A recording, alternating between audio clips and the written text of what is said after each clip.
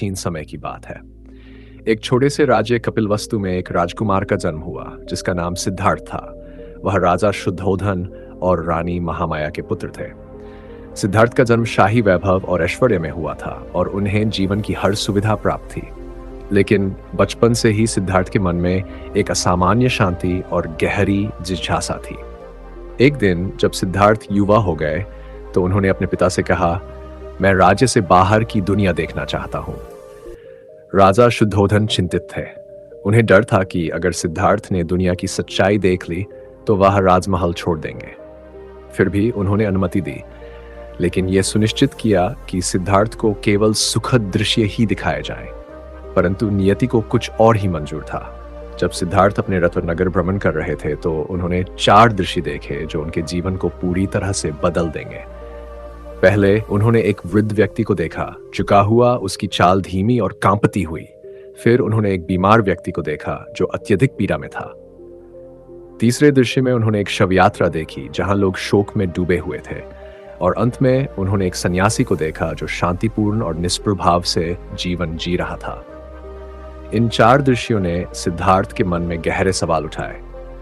उन्होंने सोचा, अगर वृद्धावस्था, बीमारी और मृत्यु जीवन का हिस्सा है तो इसका कोई समाधान क्या है? इन सवालों का उत्तर पाने के लिए सिद्धार्थ ने राजमहल छोड़ने का निश्चय किया। उन्होंने अपनी पत्नी यशोधरा और नवजात पुत्र राहुल को अलविदा कहा, ऐश्वर्य और शाही वस्त्रों का त्याग कर दिया और एक सन्यासी का जीवन अपनाया। वह वन भटके, अनेक गुरुओं से शिक्षा ली, कठिन तपस्या की, लेकिन फिर भी उन्हें वह ज्ञान प्राप्त नहीं हुआ जिसकी उन्हें तलाश थी। 6 वर्षों तक कठोर साधना करने के बाद उन्होंने महसूस किया कि अति तपस्या भी सही मार्ग नहीं है। उन्होंने मध्यम मार्ग अपनाने का निर्णय लिया, न भोग विलास, न अत्यधिक कठोरता। फिर एक दिन सिद्धार्थ ज्ञाननगर पहुंचे और वहां एक पीपल वृक्ष के नीचे ध्यानस्थ हो गए।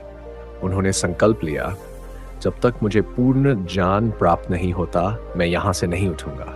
कई दिनों तक ध्यान करते हुए अंततः उन्हें ज्ञान की प्राप्ति हुई। उसी दिन से सिद्धार्थ बुद्ध कहलाए, अर्थात जागृत। बुद्ध ने 4 आर्य सत्य का उपदेश दिया। दुख है, दुख का कारण है, दुख का निवारण संभव है और दुख के निवारण का मार्ग अष्टांगिक मार्ग है। यह मार्ग सम्यक दृष्टि, सम्यक संकल्प, सम्यक वाणी, सम्यक कर्म, सम्यक आजीविका, सम्यक प्रयास, सम्यक स्मृति और सम्यक ध्यान के अभ्यास का मार्ग था। बुद्ध ने अपने शेष जीवन में सत्य और करुणा का संदेश फैलाया। उनके उपदेशों ने अनगिनत लोगों को जीवन का सही मार्ग दिखाया। आज भी बुद्ध की शिक्षाएं दुनिया भर में शांति और जागरूकता का संदेश देती हैं।